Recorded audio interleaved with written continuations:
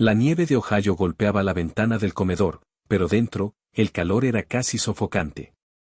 Era Nochebuena, tenía 23 años, y me sentía como un accesorio mal puesto, un extra en la película de la vida perfecta de mi familia.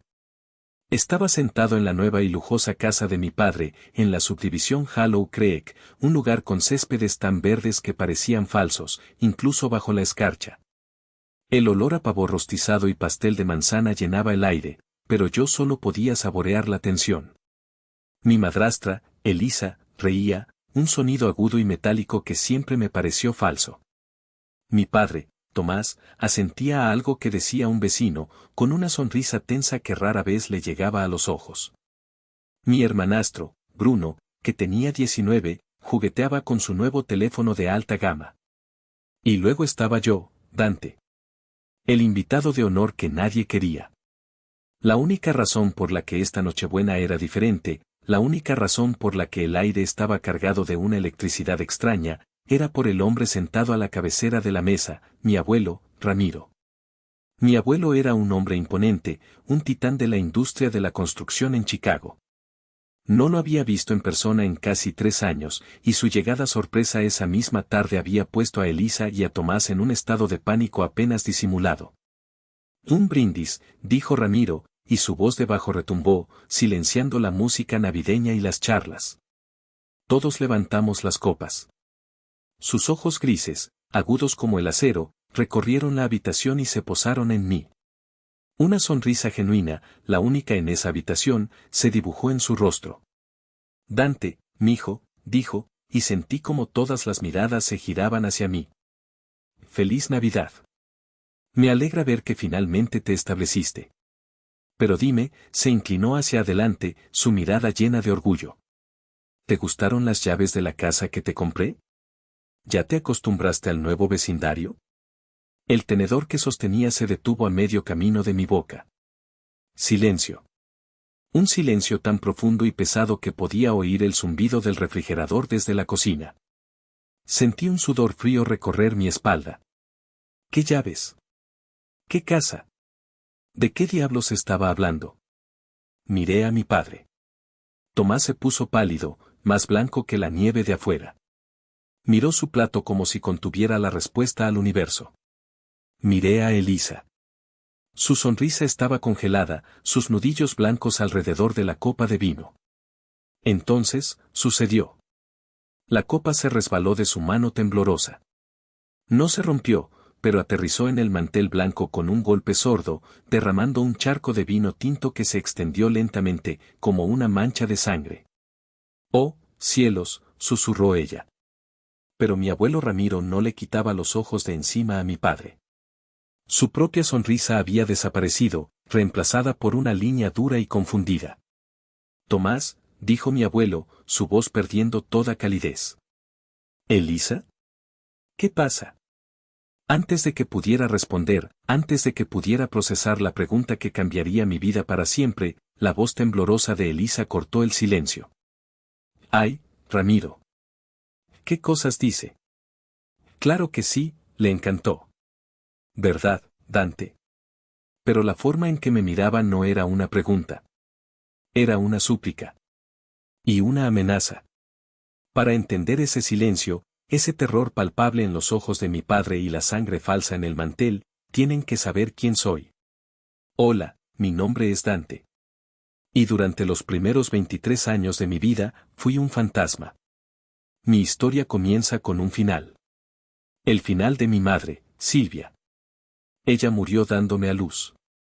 Nunca la conocí, excepto por una foto desvaída que mi abuelo Ramiro guardaba en su cartera, una mujer con una sonrisa brillante y los mismos ojos que yo veía en el espejo. Mi padre, Tomás, nunca se recuperó. O quizás, simplemente, nunca me perdonó. Para él, yo no era un hijo, era un recordatorio viviente de su pérdida.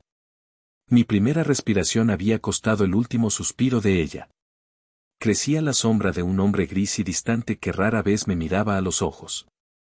Nuestros días transcurrían en un silencio pesado, roto solo por el sonido de la televisión. Entonces, cuando yo tenía 3 años, llegó Elisa. Elisa no era la típica madrastra malvada de los cuentos de hadas. Oh, no. Era mucho más inteligente. Era todo sonrisas, abrazos y palabras dulces. Mi cielo, me llamaba. Mi niño hermoso. Me compraba dulces mientras me decía que mi padre estaba decepcionado de mis dibujos. Era una maestra de la manipulación, una víbora envuelta en seda. Tomás, desesperado por un poco de felicidad, se aferró a ella. Se casaron rápido. Y un año después, nació Bruno. El príncipe. La llegada de Bruno solidificó mi estatus de fantasma. Él era el heredero, el futuro. Yo era el pasado, la sombra. Bruno era ruidoso, exigente y rubio, como Elisa. Yo era callado, observador y oscuro, como mi madre. El favoritismo no era sutil, era una política de Estado en nuestra casa. Si Bruno sacaba una C en la escuela, se celebraba con pizza. Si yo sacaba una A, Tomás asentía y decía, no te confíes. Recuerdo vívidamente una Navidad, cuando yo tenía 8 años. Bruno quería un auto de carreras a control remoto, el más caro de la tienda. Yo solo quería un juego de libros que había visto. Esa mañana, Bruno bajó corriendo y encontró su auto reluciente bajo el árbol. Gritó de alegría.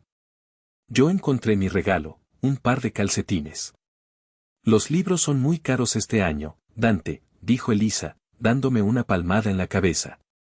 Y necesitas calcetines. Esa noche, encontré la caja vacía de los libros que yo quería en la basura. Ella los había comprado y luego los había devuelto. No se trataba del dinero. Se trataba del mensaje, tú no importas. Tomás no decía nada. Se sentaba en su sillón, leyendo el periódico, dejando que Elisa manejara la casa, y a mí.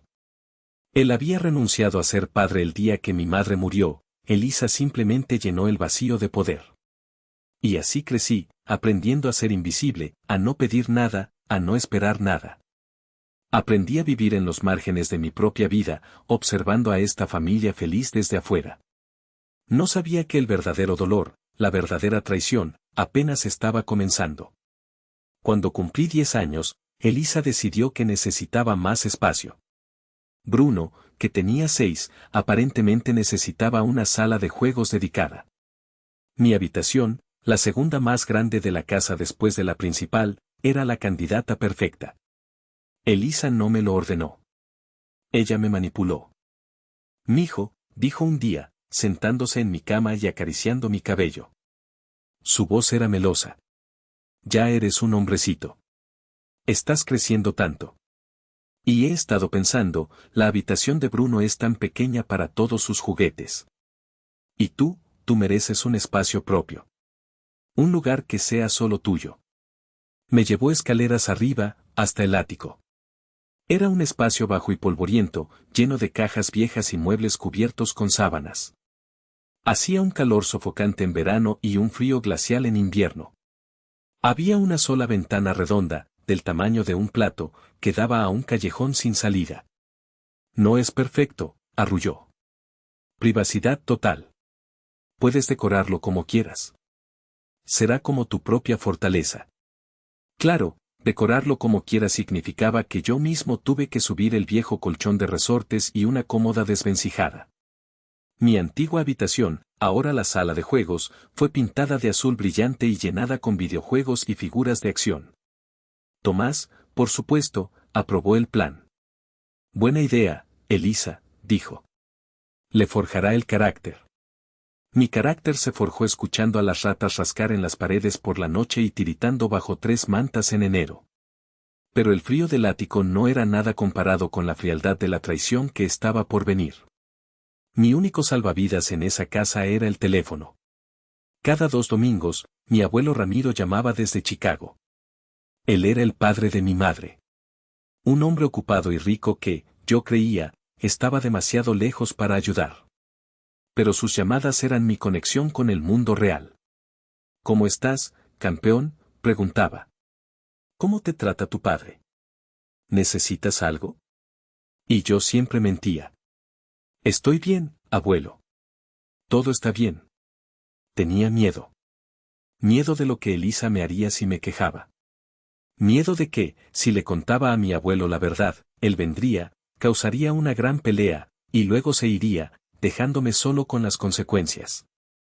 Entonces, un día, cuando tenía unos 15 años, las llamadas se volvieron menos frecuentes. Y luego, casi se detuvieron. No entendí por qué. ¿Se había olvidado de mí? La respuesta llegó un martes por la tarde. Llegué temprano de la escuela y la casa estaba en silencio. O eso creía. Subí las escaleras hacia mi ático y pasé por la habitación principal, donde la puerta estaba entreabierta. Escuché la voz de Elisa. Estaba al teléfono. No, no, suegro, por favor, no se preocupe, decía, su voz llena de una falsa angustia. ¿Dante? Oh, él está, bueno, ya sabe cómo son los adolescentes. Hizo una pausa, escuchando. Ay, Ramiro, no sé qué hacer, dijo, y sonaba como si estuviera llorando. Está tan rebelde últimamente.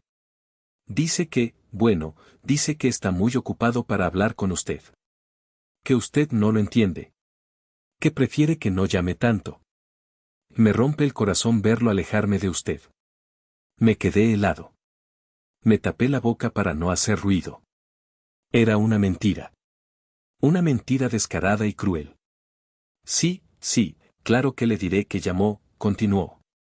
Pero por favor, no se enoje con él. Es solo una fase. Yo seguiré intentando que entre en razón. Lo queremos, suegro. Adiós. Colgó.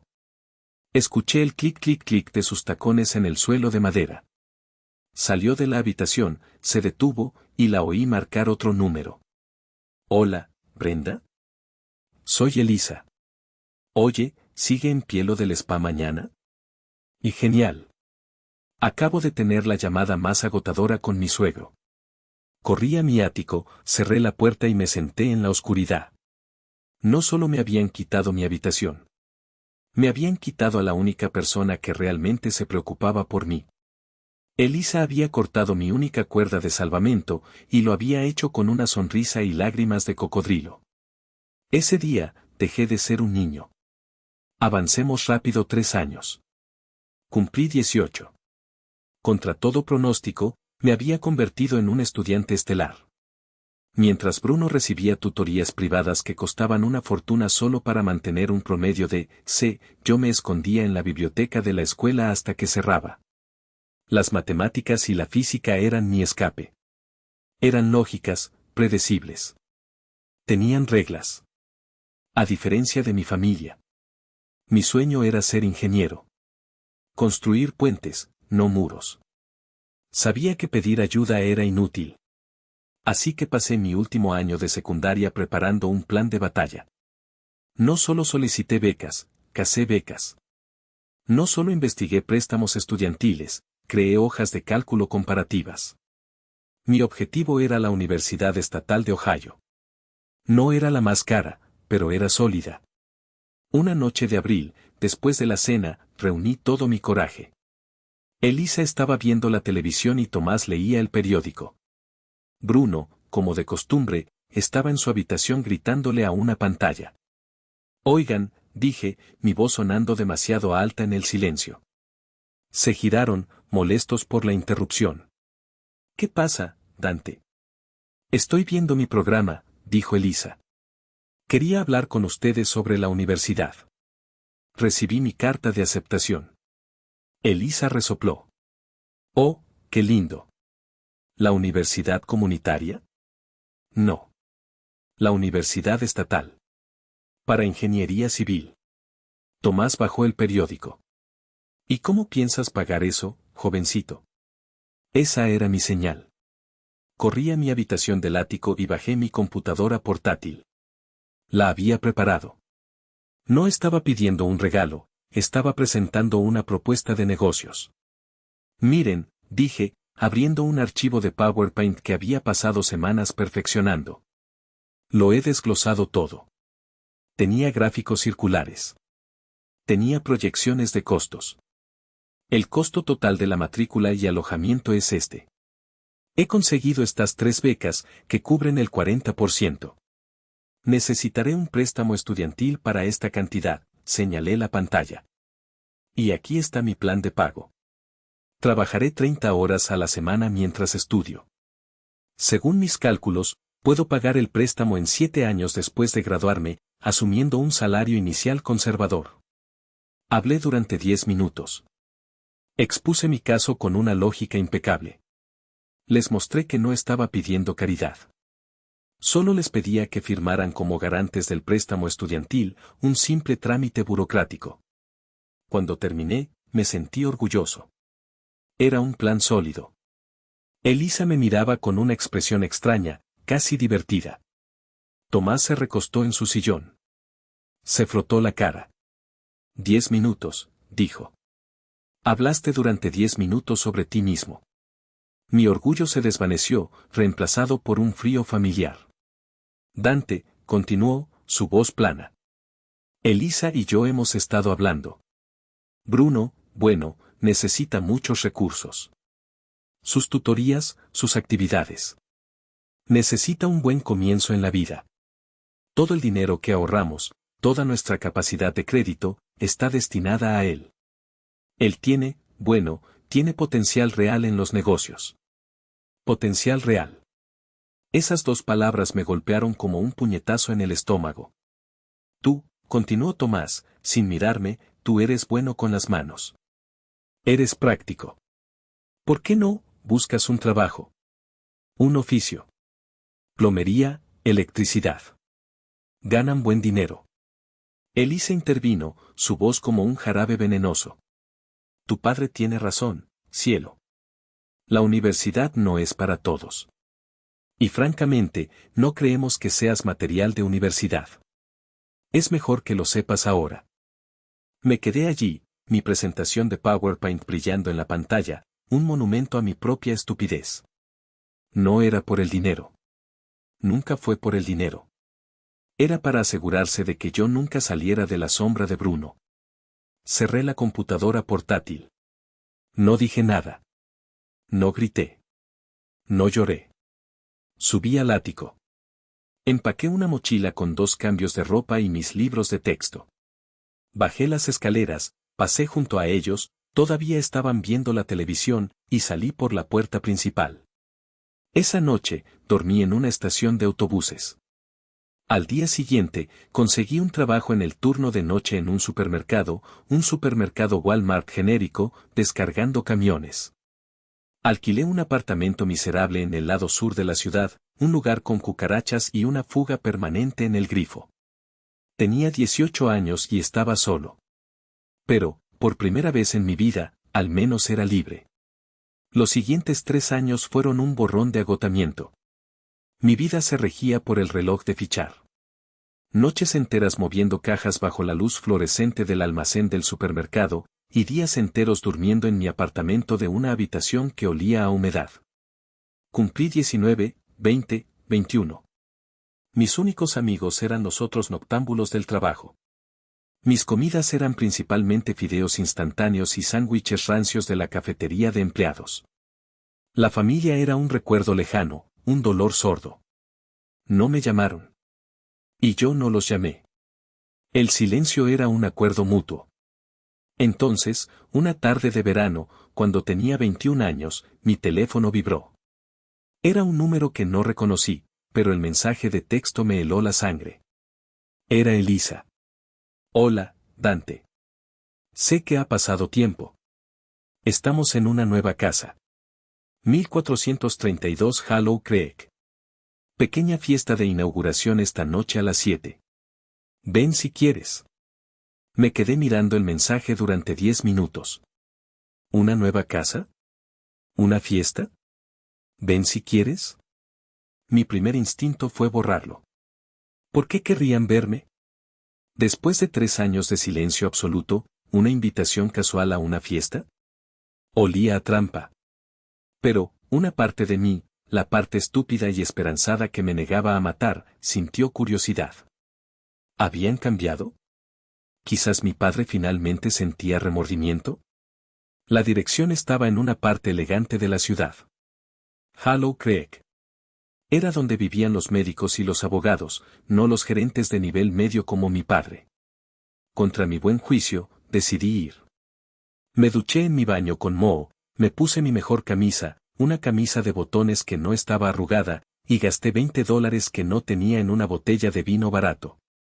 Conduje mi auto destartalado, un Honda Civic de 1998 con un guardabarros de otro color, hasta la dirección. La casa era impresionante. De 2 pisos, color crema, con molduras de piedra y un césped perfectamente cuidado.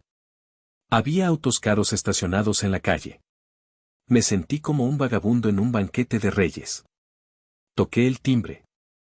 Elisa abrió la puerta. Llevaba un vestido de seda y más maquillaje del que yo recordaba. «Oh, Dante», dijo, su sonrisa tan fina como el papel. «Llegaste». Entré. El interior era aún más lujoso. Pisos de madera noble, una chimenea de granito, muebles que parecían sacados de una revista. Y estaba lleno de gente.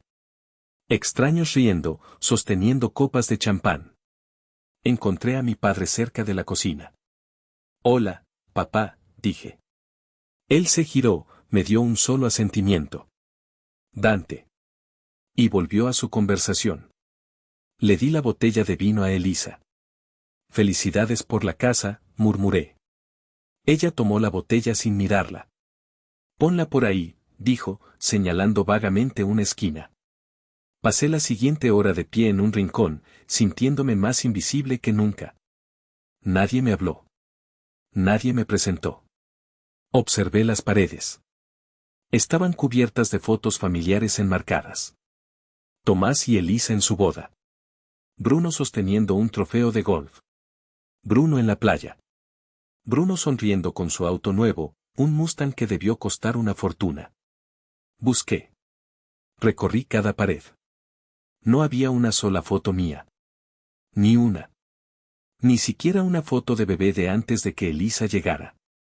Habían borrado toda evidencia de mi existencia. Me sentí mareado. La calidez de la habitación, el olor del perfume caro, era demasiado. Tuvimos que ahorrar durante años para esto, oí a Elisa decirle a una vecina. Tomás trabajó tan duro. Tiene un ojo increíble para los bienes raíces. Mi padre asintió modestamente.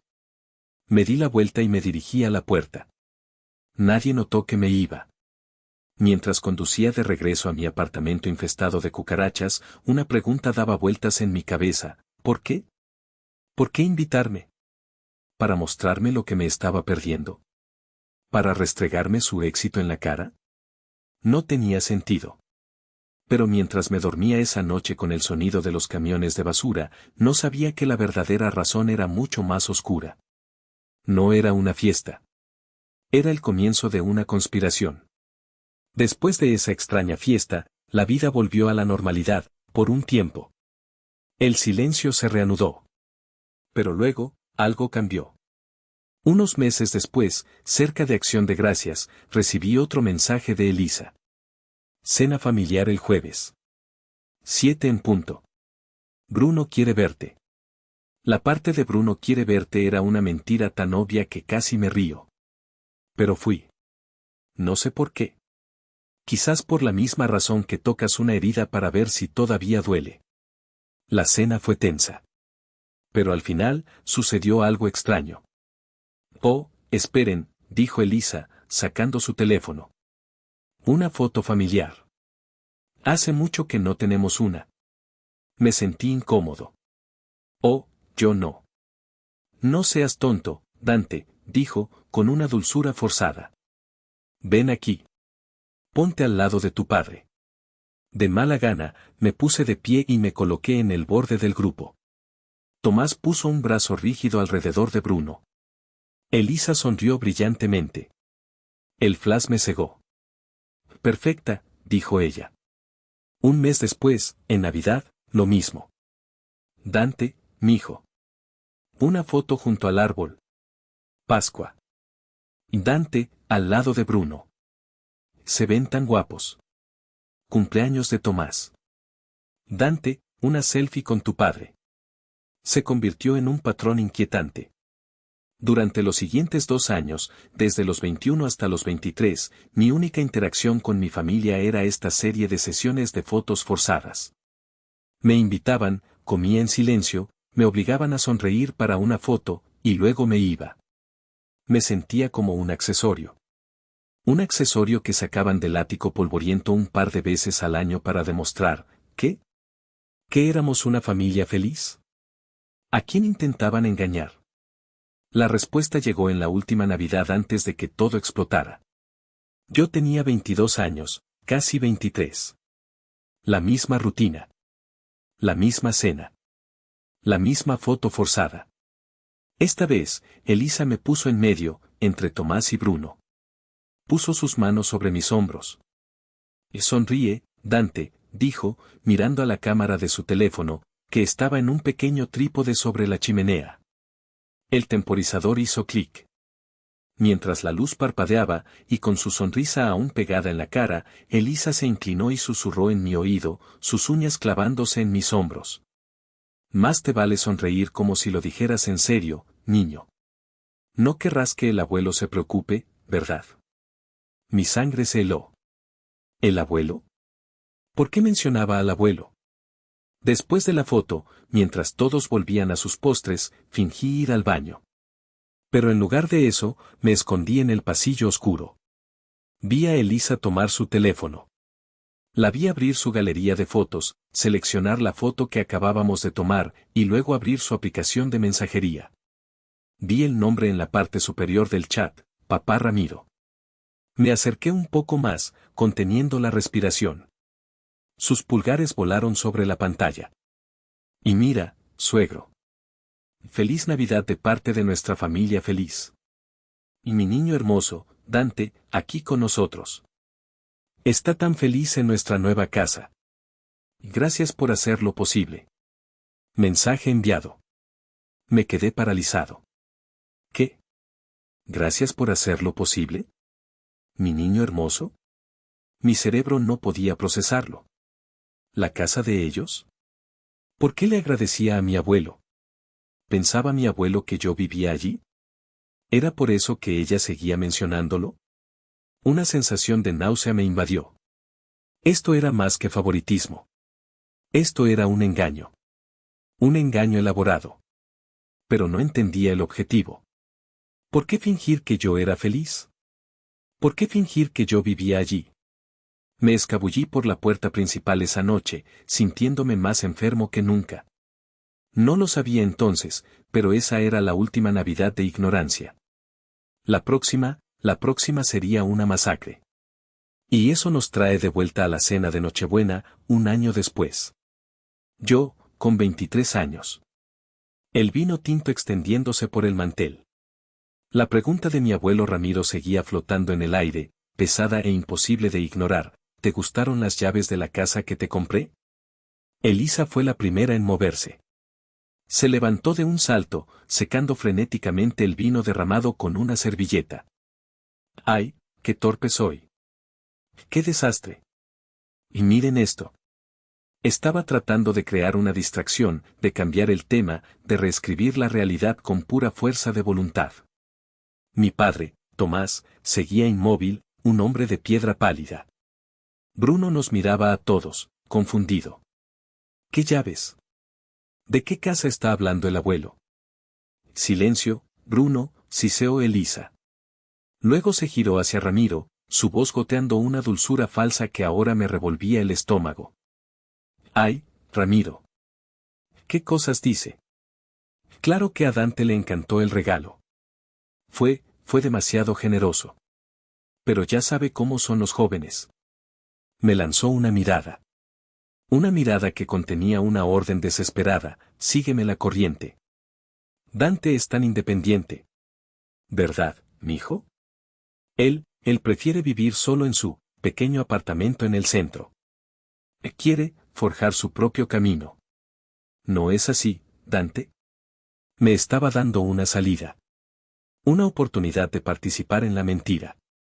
Podía simplemente asentir. Podía salvarlos. Podía mantener la paz.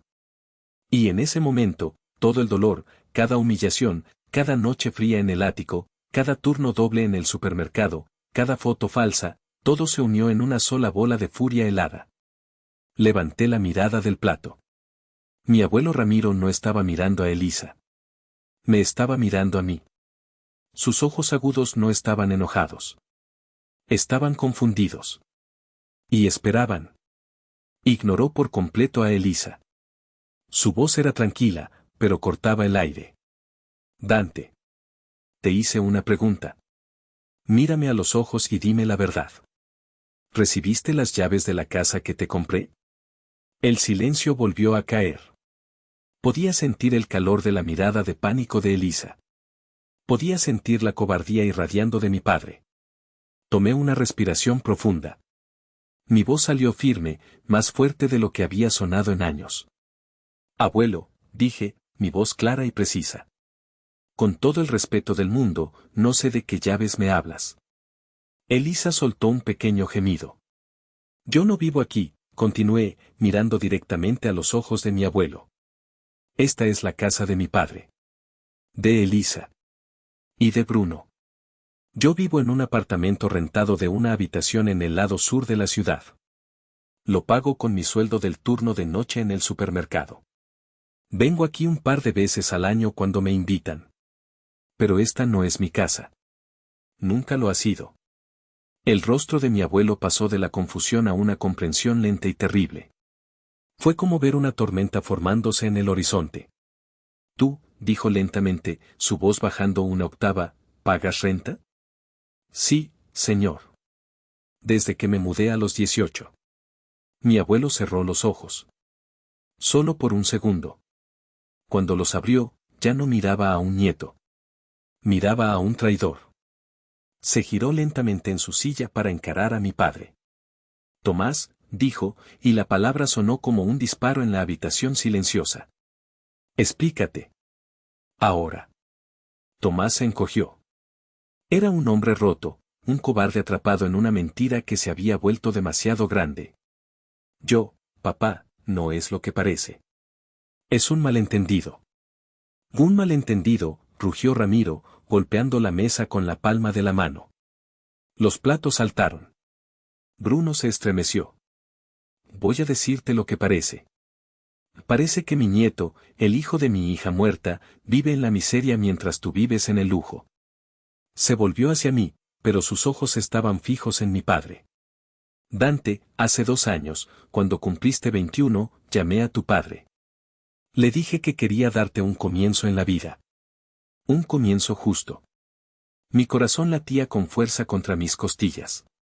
Ese día, continuó Ramiro, su voz temblando de rabia, el día de esa fiesta de inauguración, a la que te invitaron, fue porque yo transferí $400,000 a la cuenta de tu padre. 400,000 pesos. La cifra se quedó suspendida en el aire. $400,000. Mi cerebro no podía comprenderlo.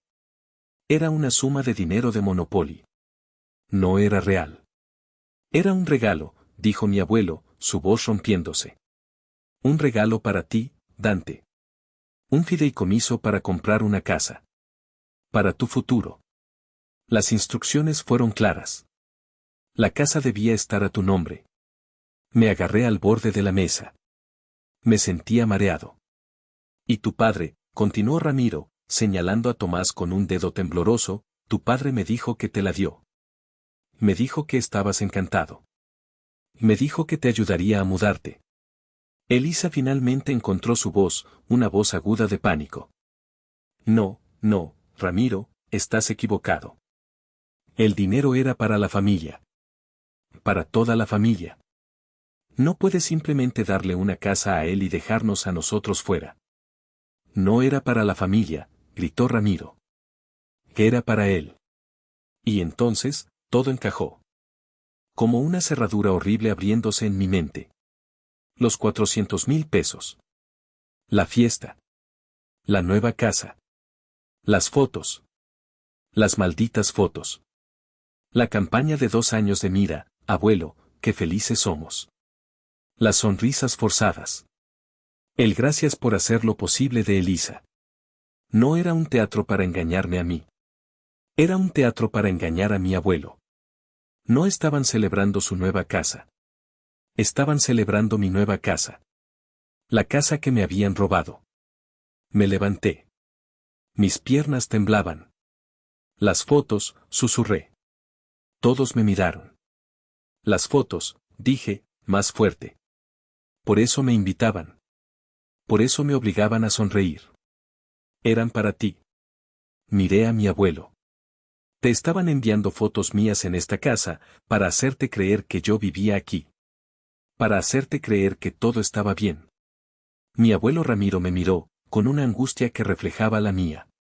Me enviaban fotos cada mes. Elisa me llamaba. Me decía lo feliz que estabas. Fue una estafa, dije, la rabia finalmente superando al shock. Fue una estafa de 2 años. Y ustedes dos, señalé a Tomás y Elisa, son unos ladrones. Cuida tu boca, jovencito, chilló Elisa. No, rugí. Ustedes me robaron. Me robaron una casa. Y me dejaron vivir en la miseria mientras ustedes se daban la gran vida con mi dinero. No era tu dinero, gritó Elisa, su rostro contorsionado por la rabia. Nunca fue tuyo. Y fue entonces cuando la verdadera maldad salió a la luz. Dante tiene razón, dijo Tomás, su voz un murmullo quebrado. Papá, yo pensé, la familia. Bruno la necesitaba más. Bruno es joven. Lucas. Dante, él es independiente. Él puede cuidarse solo. Independiente, repetí, incrédulo. ¿Me llamaste independiente? Y me obligaste a ser independiente. Y me echaste a los 18. Y gracias a Dios que lo hizo, intervino Elisa, y su máscara de madre dulce se derritió para revelar el rostro feo y retorcido que yo siempre supe que estaba allí. Ya basta, escupió. ¿Por qué diablos íbamos a darle una casa a él? Ni siquiera es mi hijo. Es un recordatorio constante de tu fracaso, le espetó a Tomás. Bruno es el futuro de esta familia. Bruno es mi sangre. Él es el que se merece una buena vida, no este mocoso malagradecido. Elisa, jadeó Tomás. Pero ella no había terminado. Se volvió hacia mí, sus ojos brillando. Tú no te merecías nada. Nada. Deberías estar agradecido de que te dejamos vivir bajo nuestro techo todo ese tiempo. Deberías estar de rodillas agradeciéndonos. Malagradecido, dijo mi abuelo. Su voz era ahora peligrosamente tranquila. ¿No se merecía nada? Se levantó de su silla. Era un hombre alto, y en ese momento, parecía un gigante. Se acercó a la chimenea, donde todas las fotos familiares estaban perfectamente dispuestas. Las fotos falsas. No se merecía nada, repitió. Y entonces, soltó la segunda bomba. La bomba que me destrozó. Dante, dijo, su voz suave ahora, llena de un dolor que me partió el alma. ¿Sabes por qué tu padre te dijo que no había dinero para la universidad? Negué con la cabeza, sin atreverme a respirar. ¿Sabes por qué te dijo que eras material de trabajo manual, y no material de universidad? ¿Por qué? Porque no había dinero, susurré. Porque Bruno lo necesitaba. Mentiras, dijo Ramiro. Todo mentiras. Sacó su teléfono del bolsillo. Hizo clic un par de veces. ¿Ves esto, Tomás?, dijo, dándole la vuelta al teléfono para que mi padre lo viera. La pantalla brillaba con lo que parecía un extracto bancario. He estado esperando este día. Ramiro se volvió hacia mí. Dante, cuando cumpliste 18 años, el mismo mes que te graduaste de la secundaria, transferí $100,000 a una cuenta de fideicomiso. El Fondo Universitario de Dante. 100,000 pesos. Le di a tu padre el control de esa cuenta. Las instrucciones eran simples: pagar tu matrícula, pagar tus libros, pagar tu alojamiento. Era el dinero de tu madre. El dinero que ella quería que tuvieras. El aire salió de mis pulmones. La presentación de PowerPoint. Los gráficos circulares. Mi plan de pago de 7 años. Él tenía el dinero, susurré. Tú tenías el dinero. Miré a mi padre. Viste mi presentación. Viste mi plan. Viste cómo te rogaba, y tú tenías el dinero. Lo tuviste todo el tiempo. Tomás no podía mirarme. Solo miraba el suelo, sus hombros temblando. Le robaste, gritó mi abuelo. No solo le robaste una casa. Le robaste su educación. Le robaste su futuro. Le robaste el legado de su madre. ¿Para qué? ¿Para qué, Tomás? Para comprarle a este mocoso, señaló a Bruno, un auto deportivo. Para pagar las fiestas de esta mujer. Elisa se quedó sin palabras. Finalmente. El mundo se volvió borroso. $100,000. $400,000. $500,000. Mi vida entera. Mi lucha. Mis noches sin dormir. Mi hambre. Mi desesperación. Todo era una farsa. Una farsa cruel y elaborada, orquestada por el hombre que se suponía debía protegerme. Tú, dije, mi voz apenas un susurro. No eres mi padre. Tomás levantó la cabeza. Sus ojos estaban rojos, llenos de lágrimas. Dante, hijo, por favor. Yo. ¿Qué? Le espeté. ¿Lo sientes? ¿Sientes haberte gastado mi dinero? ¿O sientes que te hayan atrapado? Se quedó callado. Mi abuelo Ramiro guardó su teléfono. Se ajustó el saco. Su rostro era una máscara de furia glacial. Se acabó, dijo, su voz resonando con autoridad. Elisa, Bruno, dijo, aunque ni siquiera los miró. Salgan de esta casa. ¿Qué? Chilló Elisa. No puedes echarnos. Esta es nuestra casa. Tomás, dile algo. Tomás miró a mi abuelo. Papá, por favor. No hagas esto. Es Nochebuena. La casa, dijo Ramiro, fue comprada con dinero robado. Dinero que era para Dante. Por lo tanto, legalmente y moralmente, esta casa es de Dante. Y si él quiere que se queden, esa es su decisión. Pero dudo que lo haga. Me miraron. Todos me miraron. Elisa, con odio. Tomás, con una súplica patética. Bruno, con miedo. Sentí el poder. Por primera vez en mi vida, yo tenía el control.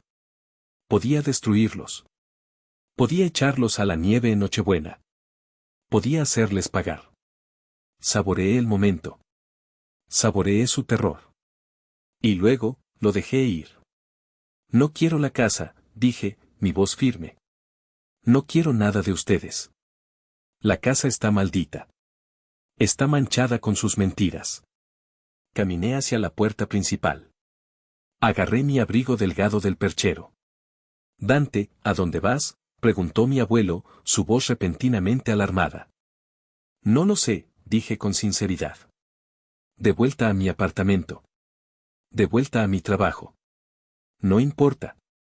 No, dijo Ramiro, poniéndose a mi lado. Puso una mano pesada en mi hombro. No vas a volver a ese apartamento. Y no vas a volver a ese trabajo. Miró por encima de mi hombro a Tomás. Tomás, estás fuera de mi testamento. Estás fuera de mi compañía. A partir de mañana, mi abogado se pondrá en contacto contigo. Discutiremos cómo vas a devolverle a Dante cada centavo que le robaste. Aunque te tome el resto de tu miserable vida.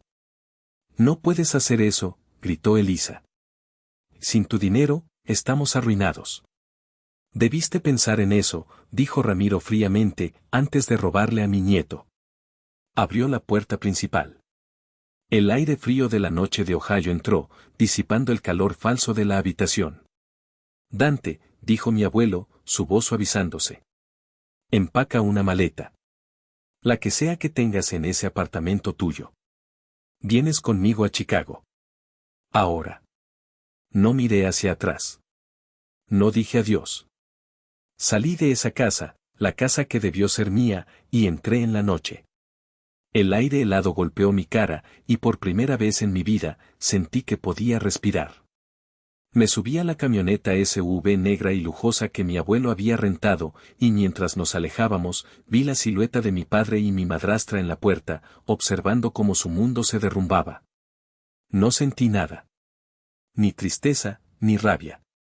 Solo, alivio. Se había acabado. Oye. Solo queríamos interrumpir un momento para decir gracias.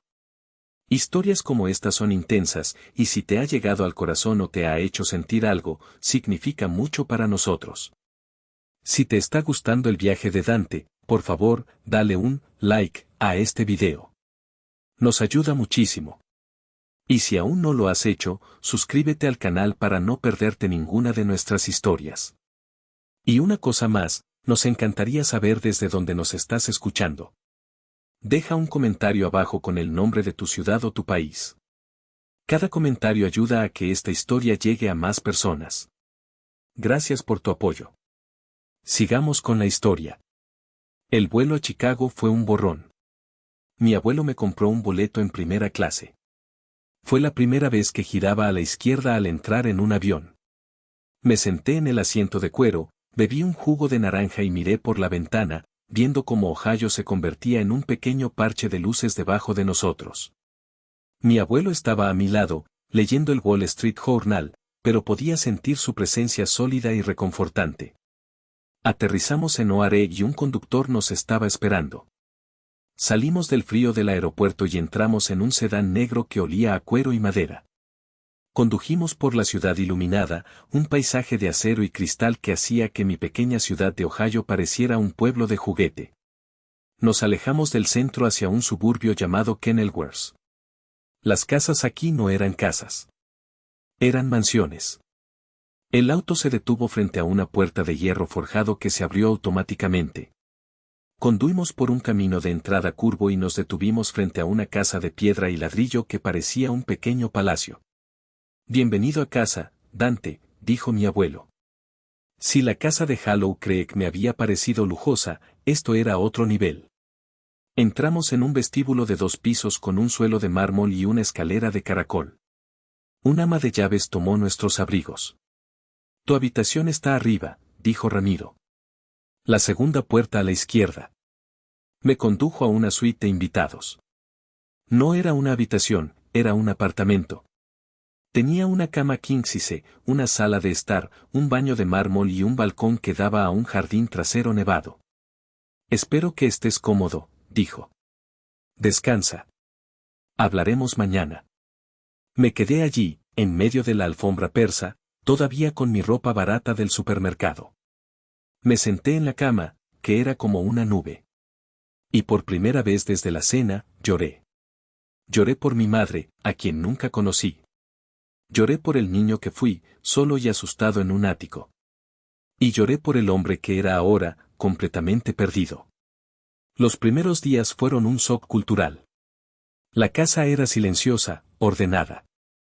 Las comidas eran servidas por el ama de llaves. Mi abuelo se iba a trabajar temprano y volvía tarde. Pero algo estaba mal conmigo. Estaba roto. Descubrí que tenía cicatrices. Cicatrices invisibles. La primera vez que el ama de llaves me sirvió el desayuno, una gran porción de huevos y tocino, me disculpé. Oh, no, es demasiado. Solo un poco de pan, por favor. Mi abuelo me miró extrañado. Come, Dante. Hay mucha comida. Pero la cosa empeoró. Una noche, Ramiro me encontró en la cocina a las 3 de la mañana. Yo estaba de pie frente a la despensa abierta, simplemente mirando toda la comida. Cereales, galletas, sopas enlatadas. ¿Dante? ¿Estás bien?, preguntó. Me sobresalté. No me di cuenta de lo que estaba haciendo hasta que miré mis manos. Estaba metiendo paquetes de galletas saladas y una manzana en los bolsillos de mi pijama. Me sentí tan avergonzado. Era un reflejo. La vieja costumbre de esconder comida en mi ático, por si acaso Elisa decidía que yo no merecía cenar esa noche. Miré a mi abuelo, con los ojos llenos de lágrimas. Yo, no sé por qué lo hice. Él no se rió. No me regañó. Se acercó y me puso una mano en el hombro. Su rostro estaba lleno de un dolor profundo.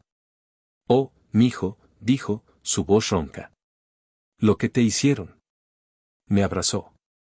Y allí, en la cocina de su mansión a las 3 de la mañana, un hombre de 23 años lloró en los brazos de su abuelo por el niño que fue. Aquí nadie te va a quitar la comida, Dante. Nunca más. Te lo juro.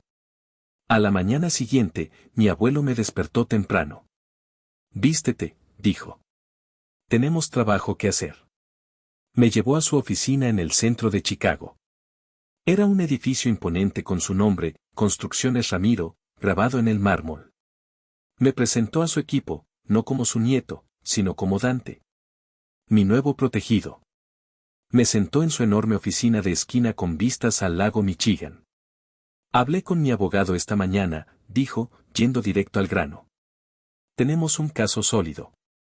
Más que sólido. Fraude, malversación de fondos de fideicomiso, angustia emocional. Podemos demandar a Tomás y a Elisa hasta la bancarrota.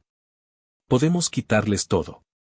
Se reclinó en su silla, sus ojos brillando con una furia justa. Solo necesito tú, sí.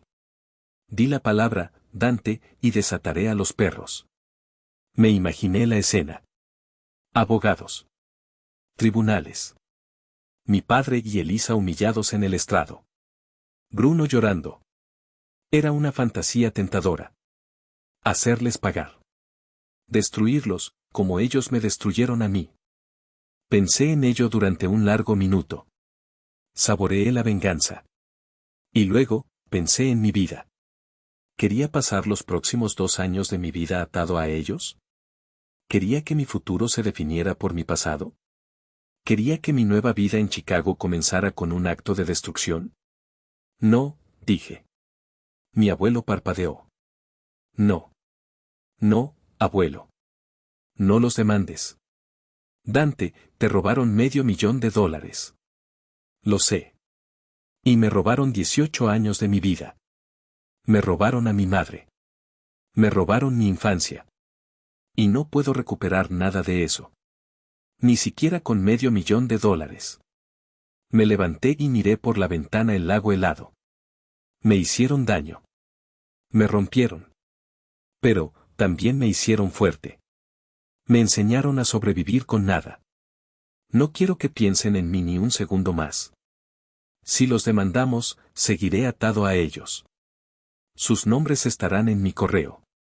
Sus caras en mi mente. Me volví hacia mi abuelo. Quiero construir. No demoler. Mi abuelo me miró fijamente. Una sonrisa lenta se extendió por su rostro. Estaba increíblemente orgulloso. ¿Entonces qué?, preguntó. ¿Qué hacemos? Haces lo que dijiste, respondí. Corta el dinero. Córtales todo el apoyo. Llama a tu abogado y haz que Tomás firme esa casa a mi nombre, la casa de Ohio. No porque la quiera, sino porque es mía. Y luego, déjalos ir. ¿Dejarlos ir? Así como así, dijo, incrédulo.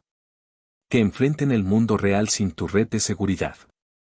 Que Tomás tenga que buscar un trabajo de verdad. Que Elisa tenga que aprender lo que es un presupuesto. Que Bruno tenga que, bueno, que tenga que crecer. Para mí, esa es mi justicia. Dejar que la gravedad haga su trabajo. Mi abuelo asintió lentamente. Eres el hijo de tu madre. Tienes el corazón de Silvia. Pero tienes mi voluntad de acero. Se hará como dices. Hizo una llamada. Ladró órdenes. Y así, el destino de Tomás y Elisa quedó sellado. No con un estruendo, sino con el clic silencioso de una línea de crédito siendo cortada. La vida en Chicago comenzó de verdad. Mi abuelo me dio un ultimátum. Puedes trabajar para mí, o puedes ir a la universidad. Pero no puedes quedarte sentado sintiendo lástima de ti mismo. La respuesta fue fácil.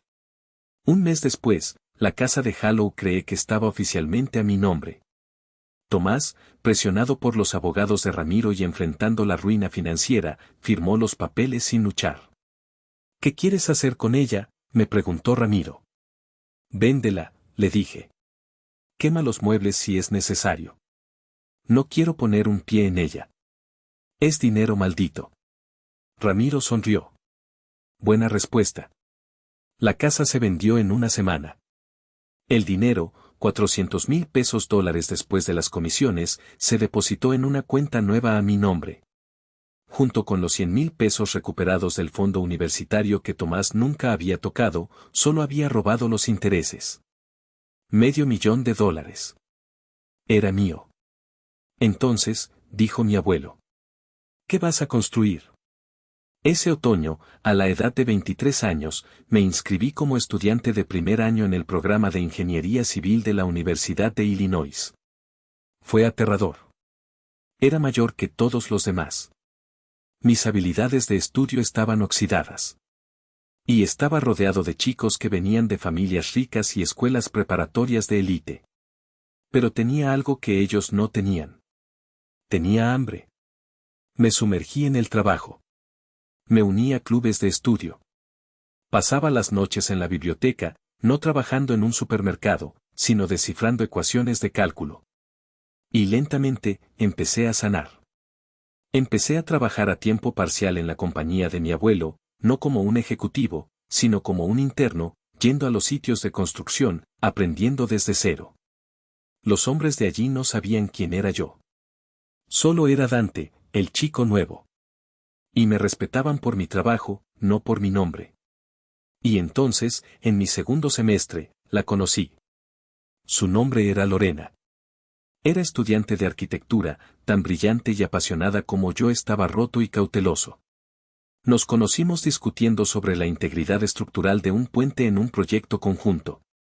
Ella era divertida, inteligente y no sabía nada de mi pasado.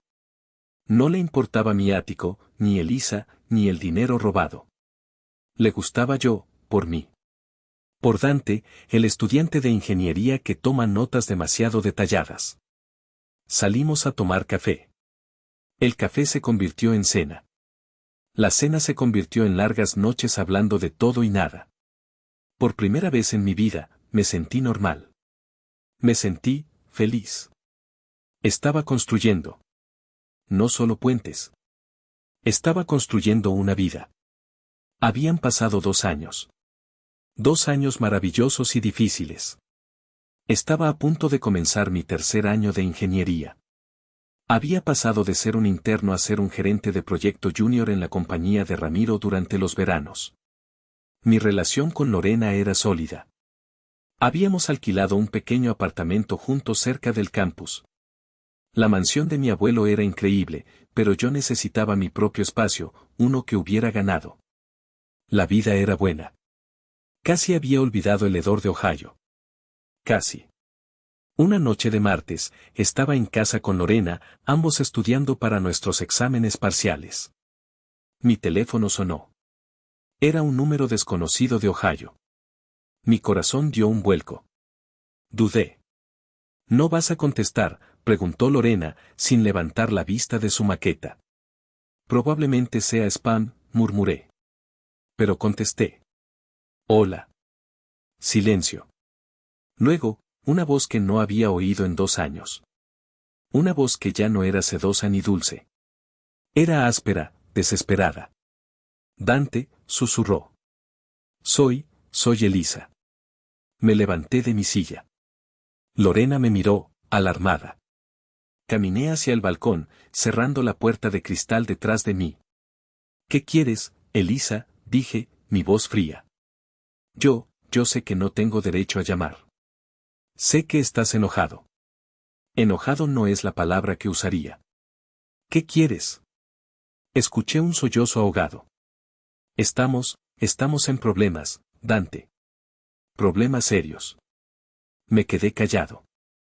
Tu padre, Tomás, perdió su trabajo. Después de que Ramiro hizo esas llamadas. Nadie en Ohio lo contrata. Hemos estado viviendo de mis ahorros, pero, se acabaron. Eso es una pena, dije, sin emoción. No entiendes, gritó, y allí estaba, el viejo veneno. Vivimos en un apartamento horrible. Pequeño, sucio. Y Bruno, oh, Dios, Bruno. ¿Qué pasa con él, príncipe?, pregunté. No lo llames así. Él tuvo que conseguir un trabajo. En un restaurante de comida rápida. La ironía era tan espesa que casi me ahogo. Bruno, el potencial real, el chico que no estaba hecho para el trabajo manual. Y lo odia, sollozó Elisa.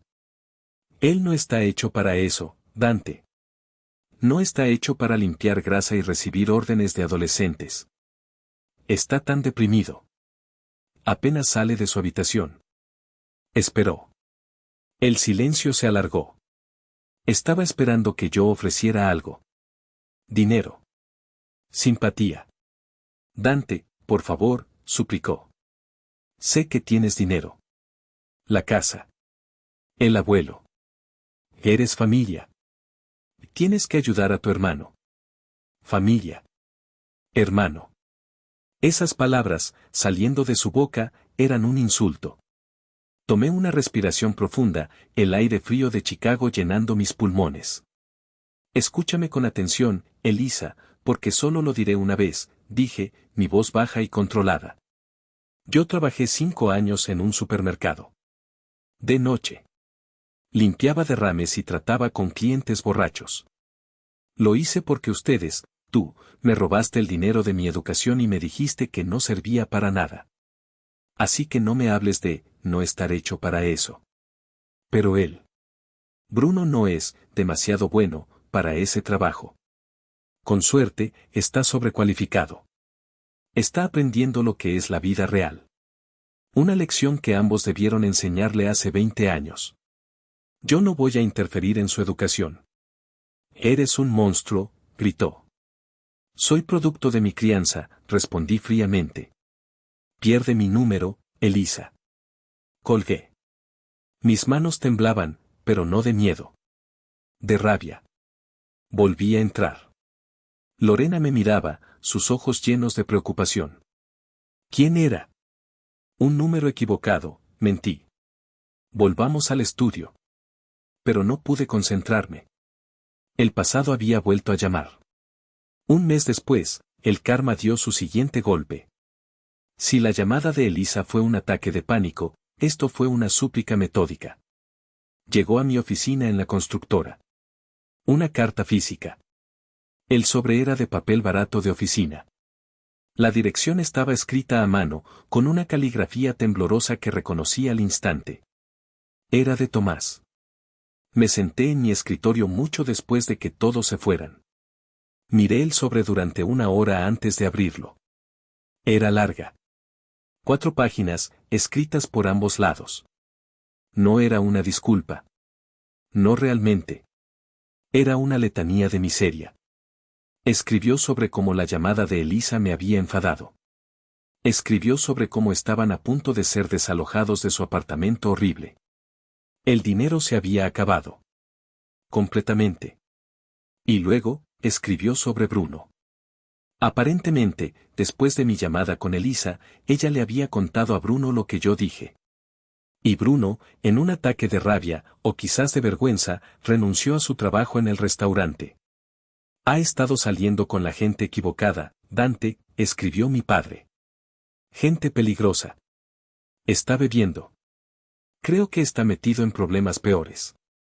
No vuelve a casa la mayoría de las noches. Elisa está fuera de sí. Y luego, la súplica. Eres mi última esperanza, hijo. Sé que te fallé. Sé que cometí errores terribles. Pero soy tu padre. Y Bruno es tu hermano. ¿No puedes encontrar en tu corazón el perdón? ¿No puedes ayudarnos? Un poco de dinero, solo para que podamos ponernos de pie. Te lo juro, te lo devolveré. Y luego, la frase que me hizo querer quemar la carta. ¿No puedes perdonar a tu familia? Familia. Esa palabra otra vez.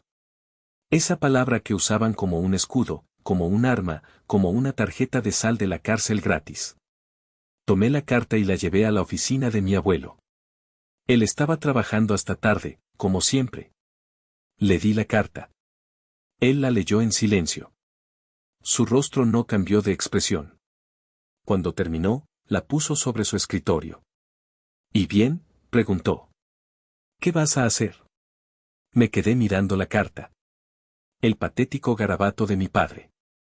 Y pensar, dije en voz baja, que este hombre me miró a los ojos después de que le mostré mi presentación de PowerPoint y me dijo que me buscara un trabajo. Y pensar que este hombre se quedó callado mientras su esposa me decía que yo no valía nada. Agarré la carta. La arrugué en una bola apretada. Caminé hacia la trituradora de papel de mi abuelo y la metí dentro. El sonido de la máquina devorando las palabras de mi padre fue increíblemente satisfactorio. Eso es lo que voy a hacer, le dije a mi abuelo. Él asintió. Buena elección. Ahora, vamos a cenar. He oído que hay un nuevo lugar de pasta que Lorena quiere probar. Y eso fue todo. No más llamadas. No más cartas. El silencio volvió. Esta vez, era un silencio bueno. Un silencio ganado. O eso creía yo. El encuentro final no fue planeado. No fue por teléfono ni por carta. Fue cara a cara. Fue 6 meses después. Invierno en Chicago. Un invierno brutal, de esos que te congelan los huesos. Yo era un ingeniero hecho y derecho. Me había graduado temprano, con honores.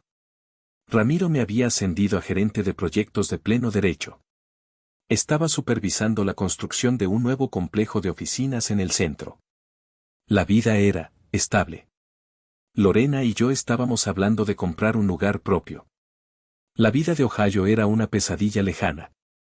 Estaba caminando por la obra, con mi casco y mi portapapeles, gritando órdenes sobre una entrega de acero. Hacía un frío penetrante. Pasé por un callejón que usábamos como zona de descanso temporal. Y lo vi. Había un grupo de hombres sin hogar acurrucados alrededor de un barril de fuego improvisado, tratando de mantenerse calientes. Y uno de ellos, me resultó familiar. Era más delgado. Mucho más delgado. Su cabello estaba sucio y enmarañado. Llevaba una chaqueta delgada que no era rival para el viento de Chicago.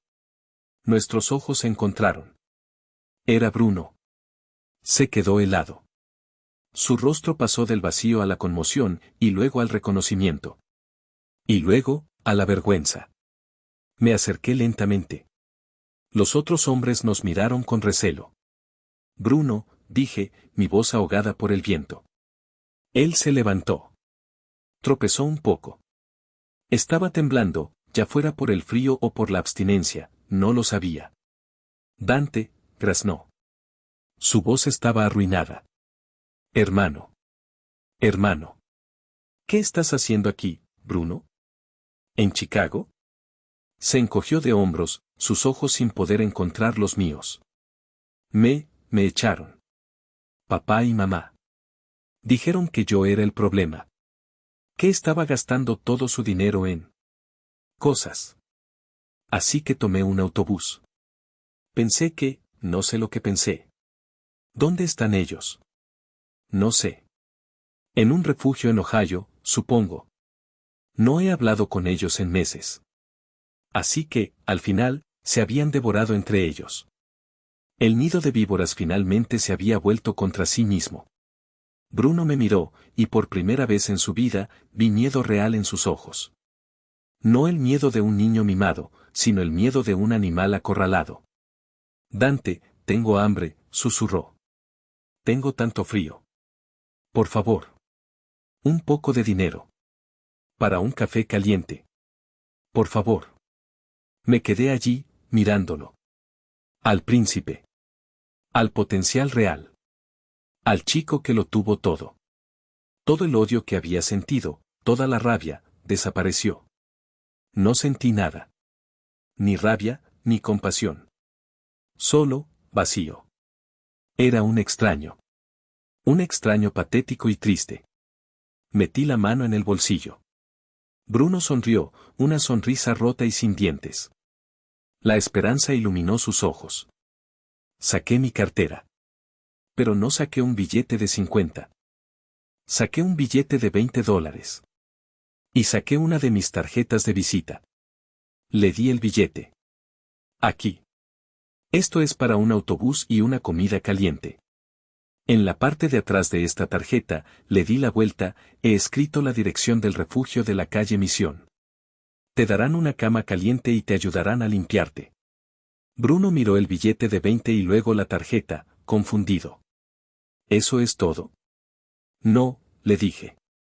En la parte de adelante está mi número de la oficina. Si mañana, y solo mañana, vas a ese refugio, te limpias y te presentas sobrio en esta dirección, señalé la obra, te conseguiré un trabajo. Como obrero. Cargando ladrillos. Es todo lo que haré por ti. Me miró. La esperanza murió, reemplazada por la vieja y familiar arrogancia. Obrero, escupió. ¿Quieres que yo trabaje como un animal? ¿Es eso, o congelarte aquí? Dije, encogiéndome de hombros. Te odio, gritó, su voz rompiéndose. Siempre te odié. Siempre fuiste el favorito de mamá Silvia, incluso muerta. Y el abuelo. Siempre fuiste tú. Me di la vuelta. Te di una oportunidad, Bruno, dije por encima del hombro. Más de la que tú o tus padres me dieron a mí. Caminé de regreso a la obra, el sonido de sus maldiciones siendo ahogado por el viento de Chicago. Nunca lo volví a ver. No sé si tomó el dinero, si fue al refugio, o si simplemente desapareció en el frío. Y, sinceramente, no me importa. Esa noche, llegué a casa con Lorena. Ella había hecho pasta. Hablamos sobre las baldosas de nuestro futuro baño. Fue una noche normal. Y mientras me sentaba allí, riendo de uno de sus chistes, me di cuenta. Estaba libre. Realmente libre. Le di una oportunidad a mi hermano, una oportunidad que no se merecía, una oportunidad que sin duda desperdició. Pero dejé que mi padre y Elisa terminaran en la calle, probablemente viviendo en un refugio, exactamente como lo hicieron ellos conmigo. Me dicen que la familia es lo primero, que la sangre llama. Pero mi familia, mi sangre, intentó destruirme y robarme mi futuro. ¿Hice mal en darles la espalda? ¿Tú qué hubieras hecho en mi lugar? Gracias por escuchar mi historia.